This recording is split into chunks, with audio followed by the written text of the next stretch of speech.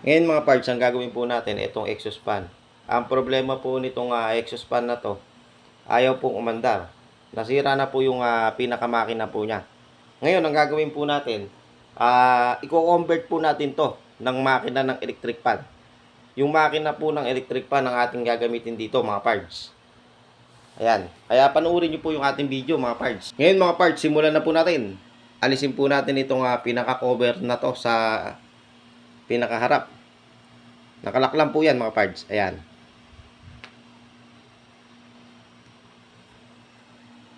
Ngayon, alisin natin yung makina po niya. Kapasipasin nyo po mga parts yung makina ng ating exhaust fan. Tatlong wire lang po yan. Ayan o. Ngayon, gagamit po tayo ng analog multimeter at iseset po natin sa times 10. Calibrate po muna natin bago po natin gamitin yung ating multimeter. So, okay, nakakalibrate na po.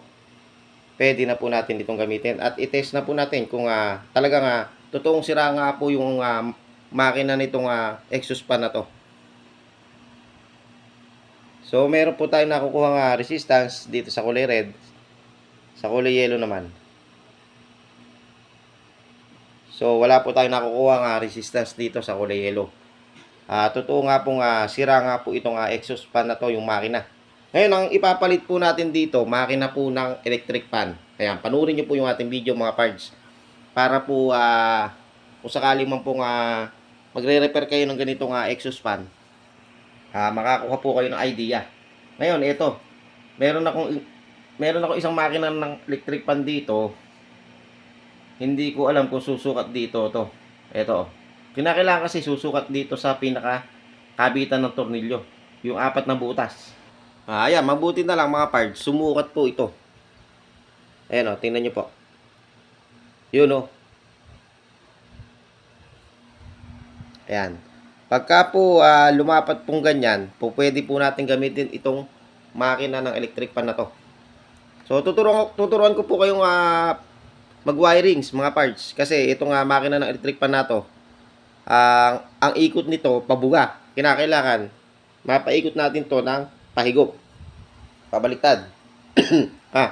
Excuse me po. Tuturuan ko po kayo dito mamaya. Kaya tapusin nyo po yung ating video. So, ayan.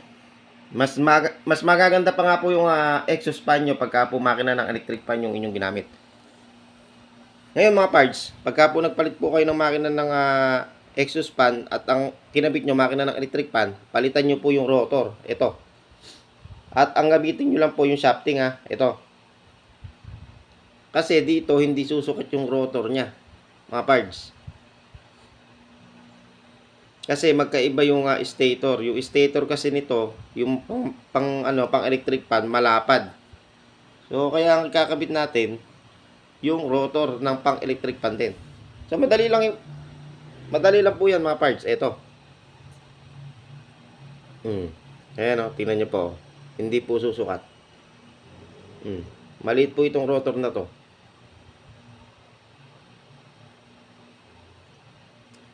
Palitan po natin ito. Ito po yung ikabit nating rotor. Ayan. Ito, susukat po ito. Ayan o. Pandito talaga ito. Ayan o. Tingnan nyo mga parts. Yun. Ito na po yung ikakabit nating rotor.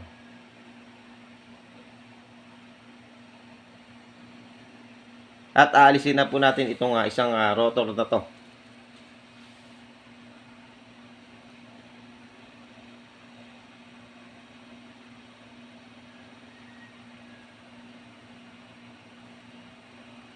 Okay. Pagpalitin na po natin.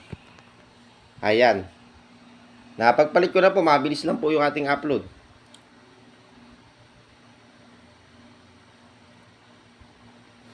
So ngayon mga parts, itong rotor na to itatabi na natin dito sa baba. At lagyan po natin ng langis yung mga bushing. Yung pinaka-pompo niya sa gilid. Ayun o. Hindi ko na po pinalitan ng bushing mga parts kasi okay naman po yung shafting sa bushing. Ayan o, nakita nyo naman makinis pa yung kanyang shafting.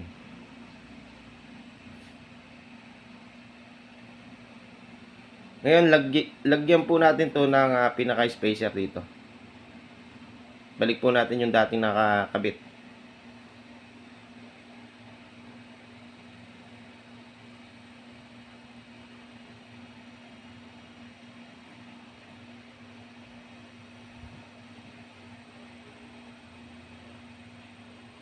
Saka dito sa kabila, mga parts. Yan.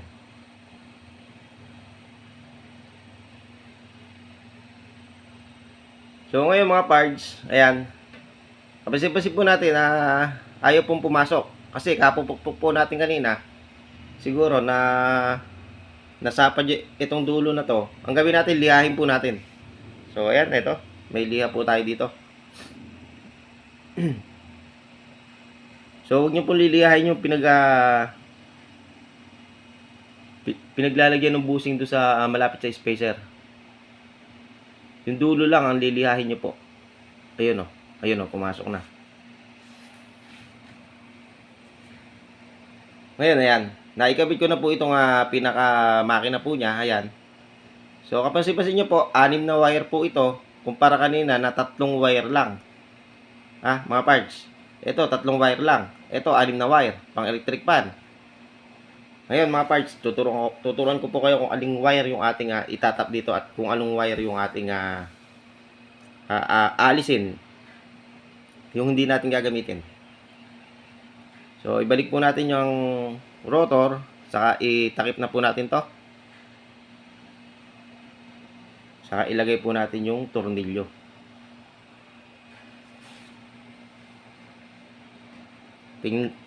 Tingnan nyo lamang po yung spacer, mga parts kung ayos. So, okay na. Ikabit na po natin yung tornilyo, mga parts. Kung titingnan nyo po, mas malapad po yung ikinabit po natin na stator. Kasi nga, pang electric pa na to eh. Mapakagandang humigop nito, mga parts. Kumpara sa dati.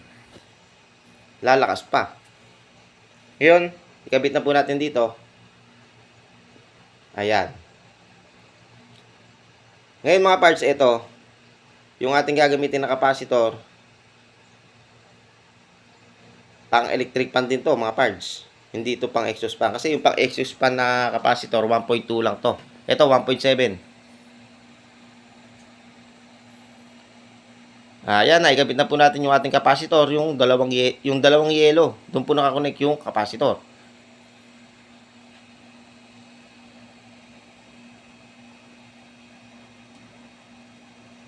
Yan.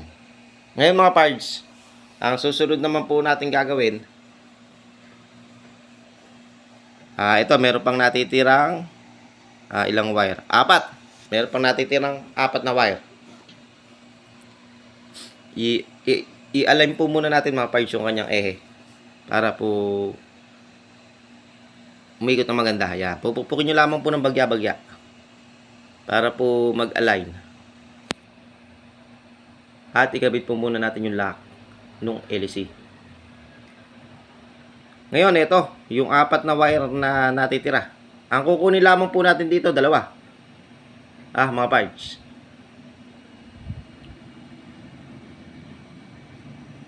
Dalawang wire. Etong pula. Ang kukunin po natin kasi ito yung number 3 niya, yung high speed, yung pula.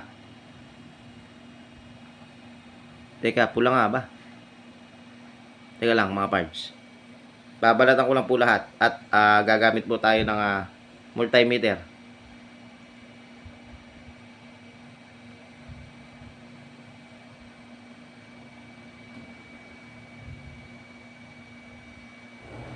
Ng multimeter. Ito po yung ating common wire. Hanapin po natin yung pinakamalakas dito sa wire na to, yung number 3 kung tawagin. Okay, calibrate po muna natin. Ayan. So, teka, yun. So, ito yung ating gagamitin, yung kulay pula, mga parts. Saan ba natin ito i-connect? Ito nga kulay pula dito sa isang wire ng ating cord, yung saksakan dito, ito yung saksakan. Connect po natin dito. Ay, plugin po natin.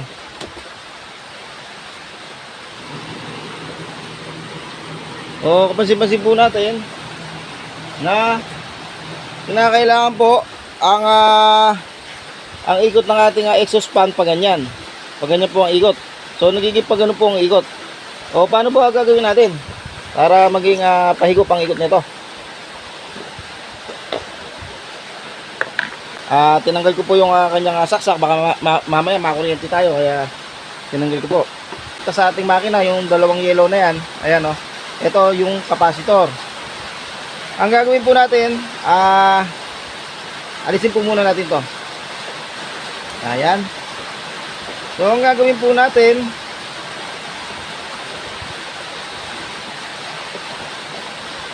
ayan. So, balitan lamang po natin to.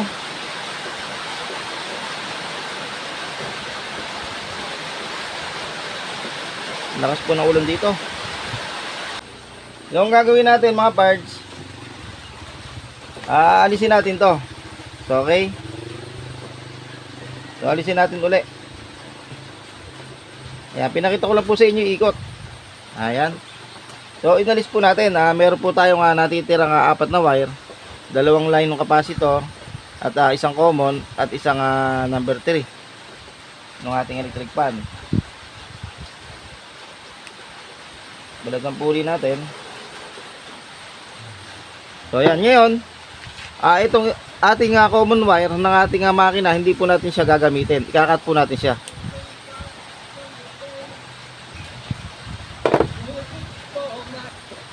Ngayon po mga parts, kinat ko itong ating common wire. Meron po tayong natitirang 3 wire. Ayan o. 3 wire po yan. 2 line ng capacitor at isang line ng ating number 3. Ngayon, ito kulay yellow na to, yung line ng ating capacitor. I-connect po natin dito.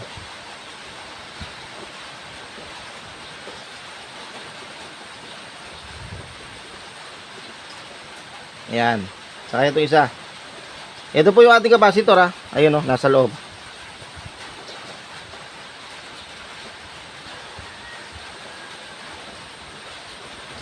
Ayan. Kinakailangan po kasi pabaligtad po yung ikot para po pahigop yung hangin, hindi po pabuga. So ito, i-connect po natin. Ito po yung 2 wire natin na to. Ito po yung sa ating cord. Ito nga isang wire na to na sinasabi kong number 3 ng ating electric fan, i-connect natin dito sa isang line ng ating cord. Tapos meron po tayong natitira nga isang line ng ating cord, i-connect po natin dito. Alin dito sa dalawa na to, hanapin natin dito yung pabaliktad ng ikot sa 2 line ng ating capacitor. Yan ganyan, nakakonect. So, plugin po natin. Ayun pabaliktad po yung ikot nya. Ayan pagka halimbawa dito po kayo, ayan, naka-unplug po yan. Pagka halimbawa dito nyo po tinap, magiging pa ganun po yung ikot nya. Kinakailangan po kasi pabaliktad ng ganyan pabaliktad. Tingnan nyo po, pa-plugin ko. Ayan pabaliktad po ang ikot nya, mga parts. Okay.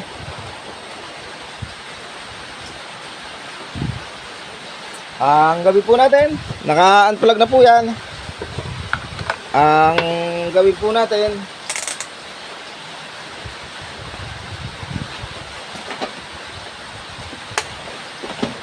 lagyan na po natin to ng electrical tape.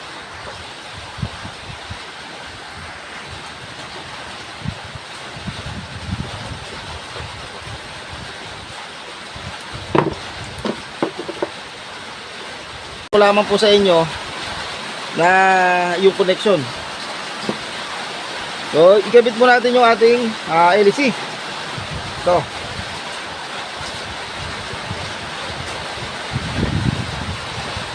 Ayan.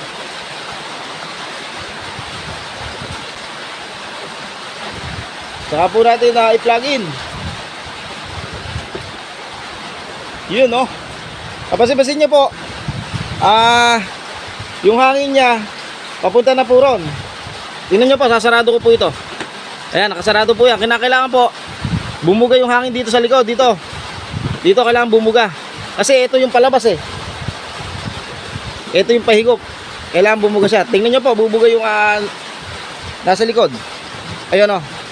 Andito po yung hangin niya. So, ito, lalagay na po natin dito. Ito yung cover.